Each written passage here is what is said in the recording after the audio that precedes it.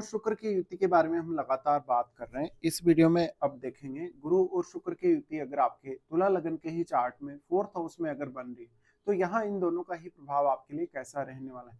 यहाँ देखिए गुरु और शुक्र दोनों ही अत्यंत शुभ ग्रह की श्रेणी में आते हैं और दोनों ही यहाँ सुख स्थान में स्थित हैं। लेकिन यहाँ इनके जो डिस्पोजिटर हैं दोनों के ही वो शनि बनते हैं और साथ में गुरु यहाँ नीच के भी हैं। लेकिन गुरु एक शुभ ग्रह के साथ स्थित होने की वजह से उतना ज्यादा नकारात्मक परिणाम आपको यहाँ नहीं देंगे। वो आपके चार्ट में थर्ड लॉर्ड भी हैं और सिक्स्थ लॉर्ड भी हैं। अब अगर यहाँ गुरु रेट्रोग्रेड होके बैठे हो तो ये और भी अच्छा होगा, लेकिन अगर यहाँ शुक्र रेट्रोग्रेड हो जाए तो उस केस में फिर अन्य किसी भी ग्रह का आपको सपोर्ट चाहिए होगा। तो अगर मान लीजिए गुरु और शुक्र दोनों बहुत ज्यादा क्लोज नहीं है यहाँ पे, या गुरु अगर रेट्रोग्रेड होके बैठे हैं शुक्र के साथ, तो ये और भी ज्यादा अच्छा होगा सामान्य स्थिति की तुलना में।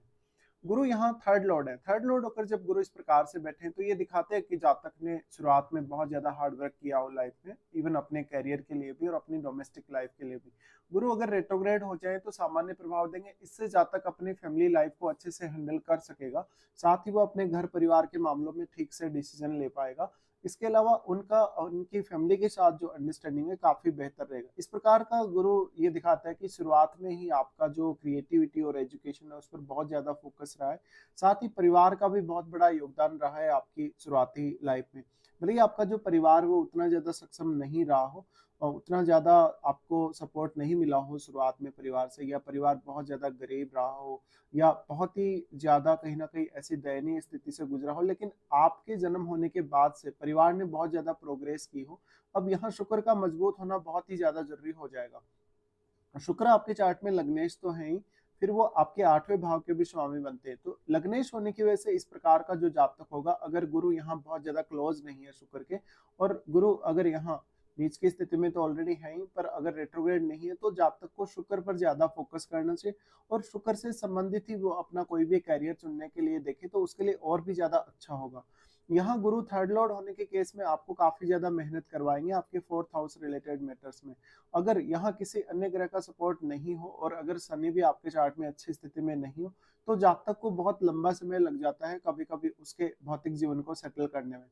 इसी तरीके से आपके फैमिली के जो मेंबर्स हैं उनके साथ आपका जो बिहेव है, इवन आपके भाई बहनों, रिश्तेदारों या पड़ोसियों के साथ जो आपका रिलेशन है उस पर भी काफी असर पड़ेगा। गुरु और शुक्र यहाँ दोनों ही स्थित है, तो राहु या केतु का इन पर अगर प्रभाव हो तो आपको विदेश यात्रा या लंबी दूरी की यात्रा से फायदा जरूर हो सकता है। अब गुरु यहाँ सिक्स लॉर्ड है। सिक्स लॉर्ड होने के केस में ये दिखाते हैं कि जातक को बहुत ज्यादा एफर्ट्स करने होंगे उनके कैरियर में, तब जाकर वो अपना घर की जो लाइफ है, जो डोमेस्टिक लाइफ है उसको सेटल कर पाएंगे। यहाँ हो सकता है आप अपने घर या परिवार के लिए कोई बहुत बड़ा कर्ज ले लें या फाइनेंशियली कोई ऐसे रिस्क ले लें जो आपको वास्तव में लेना नहीं चाहिए। अब यहाँ गुरु कितनी अच्छी स्थिति में है, कितनी यहाँ पे कैसे स्थिति में है, एक्चुअल जो स्थिति है वो आपको आपके चार्ट से ही पता लग सकती है। बट अगर कोई भी यहाँ फायरी प्लेनेट बैठेगा तो वो गुरु को सपोर्ट अवश्य करेगा। साथ ही अगर कोई फायरी प्लेनेट होगा तो उस केस में शुक्र को उतना ज्यादा फायदा नहीं होगा जितना कि यहाँ गुरु को होगा।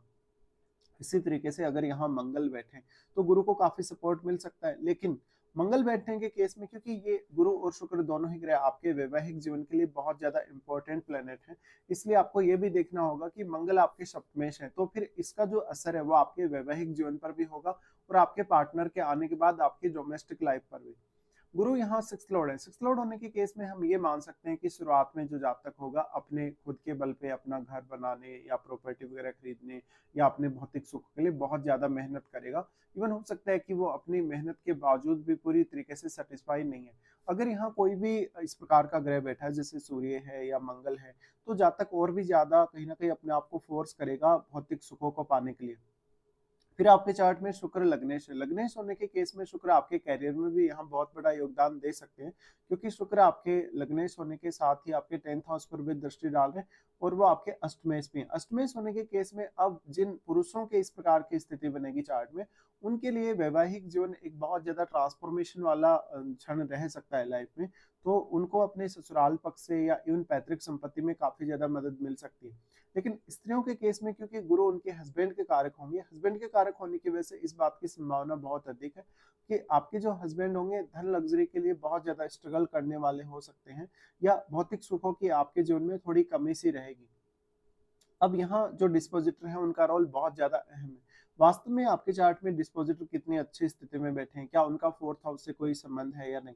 देखिए, अगर शनि का फोर्थ हाउस से कोई भी संबंध होगा, चाहे यहाँ पे उनकी प्लेसमेंट होगी या उनकी दृष्टि होगी, तो आपके लिए थोड़ा सा फोर्थ हाउस रिलेटेड काम करना बहुत ज्यादा, हम बोल सकते हैं कि डिले हो जाएगा या तो आपके कामों में, या बहुत ज्यादा कठिन हो जाएगा आपको काम करना।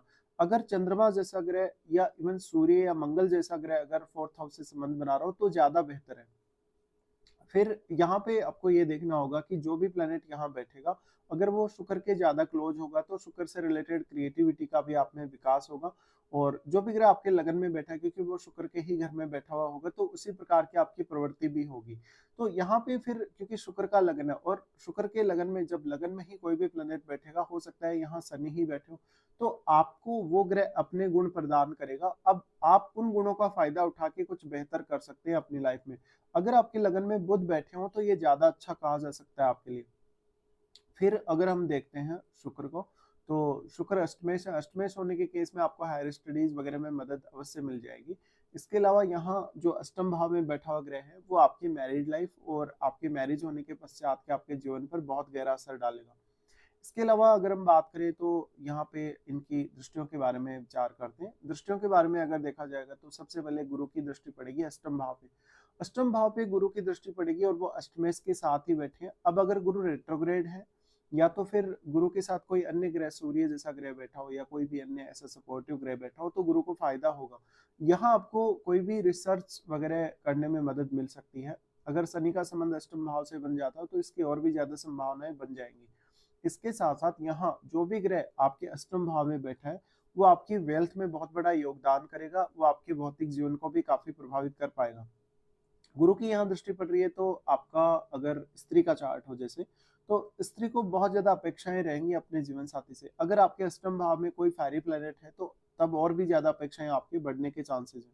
गुरु की यहाँ दृष्टि पड़ रही है तो आपके लिए रिसर्च करना, कोई भी प्रकार का अष्टम भाव रिलेटेड काम करना इजी जरूर होगा। तो हो सकता है कभी कभी आप अपने जीवन साथी की तरफ या जीवन साथी की फैमिली की तरफ थोड़ा ज्यादा झुके हुए हो। गुरु शुक्र दोनों का ही दृष्टि 10th हाउस पे रहेगा। अब अगर 10th लॉर्ड का संबंध गुरु या शुक्र या इवन शुक्र से भी अगर बन जाता है, तो आपको आपके कैरियर में जरूर दोनों ही ग्रह काफी अच्छे से मदद कर पाएंगे। लेकिन यहाँ शुक्र का रोल ज्यादा इंपॉर्टेंट होगा गुरु की तुलना में, क्योंकि शुक्र आपके लग्नेश भी हैं, तो शुक्र यहाँ कमजोर नहीं होने चाहिए। इसके अलावा जो आपके 10th हाउस में बैठा हुआ ग्रह है, उनका डायरेक्टली प्रभाव आपके गुरु और शुक्र की दोनों पर ही पड़ेगा या इस युति पर पड़ेगा। तो आपका 4th हाउस उस ग्रह से भी प्रभावित होगा जो ग्रह यहाँ बैठा हुआ है।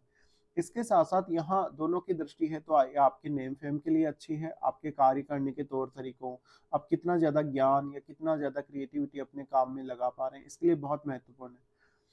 फिर यहाँ जो गुरु का दृष्टि है वो आपके 12th हाउस पे रहेगा। 12th हाउस पे दृष्टि होने से ये कहीं ना कहीं आपके खर्चों के लिए बहुत एक खराब सी स्थिति रहेगी, जहां पर जातक अपने परिवार की ज्यादा रिस्पॉन्सिबिलिटी लेगा और वो काफी ज्यादा खर्चे करेगा। यहाँ आपका अगर गुरु अच्छी स्थिति में नहीं है, जैसे अगर मान लो रेट्रोग्रेड भी नहीं है और शनि भी अगर अच्छी स्थिति में नहीं है, तो जातक अपने जो पैसे हैं ज्यादातर अपने भौतिक सुखों के लिए खर्च करेगा, या जातक बहुत ज्यादा पैसे उड़ाने वाला होगा, इसलिए उसका कोई भी कंट्रोल नहीं होगा अपनी अर्निंग्स पर और अपने खर्चों पर भी।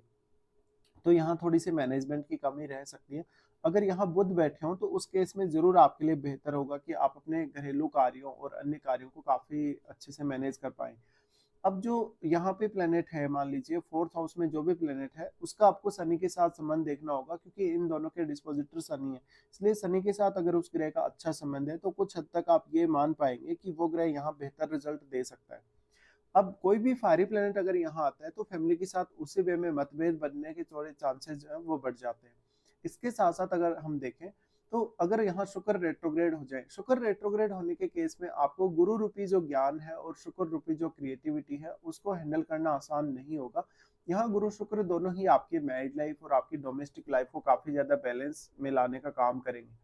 अब मैरिड लाइफ के लिए ये दोनों ही ग्रह इसलिए ज्यादा इंपॉर्टेंट है क्योंकि दोनों ही जो ग्रह हैं वो स्त्री और पुरुष के लिए समान रूप से इंपॉर्टेंट है उनके विवाह होने के पश्चात के जीवन के लिए। तो अगर यहाँ शुक्र मान लीजिए रेट्रोग्रेड नहीं है तो पुरुषों के केस में कुछ हद तक ये ज्यादा फेवरेबल होगा। अब फिर आपका मंगल अच्छी स्थिति में होना चाहिए और सप्तम भाव में कोई भी प्लैनेट बैठा है तो वो आपकी मैरिड लाइफ पर प्रभाव अवश्य डालेगा। इसके साथ साथ क्या वास्तव में आपको गुरु की महादशा है, क्या आपको शुक्र की महादशा है? देखिए, अगर शुक्र की महादशा है तो आपको कैरियर में प्रगति ज्यादा मिलेगी और भौतिक सुख साधन भी ज्यादा देखने को मिलेंगे आपके जीवन में। लेकिन शुरुआती समय आपका बहुत स्ट्रगल वाला होगा। आपको शुरुआती समय में काफी ज्यादा कठिन परिश्रम करना होगा। इवन अगर शनि छठे घर में बैठा हो, शनि आपके लगन में बैठा हो, या आपके 10वें या 11वें घर में बैठा हो, तो भी आपका एफर्ट बहुत ज्यादा होगा। तो यहाँ शुरुआत में जरूर आपको एफर्ट्स करने पड़ सकते हैं, लेकिन एक समय बाद आप ये रियलाइज कर पाएंगे कि वास्तव में आपने काफी ज्यादा मेहनत की है लाइफ में। और आपको गुरु और शुक्र दोनों ही बहुत ज्यादा शालीन बनाते हैं। कभी कभी आपको आपके ज्ञान और आपके अंडरस्टैंडिंग का घमंड भी ये दोनों ही ग्रह प्रदान करेंगे। तो इस तरीके का कुछ इनका प्रभाव आपके लिए सामने आएगा जब भी दोनों ही ग्रह आपके 4th हाउस में स्थित हो।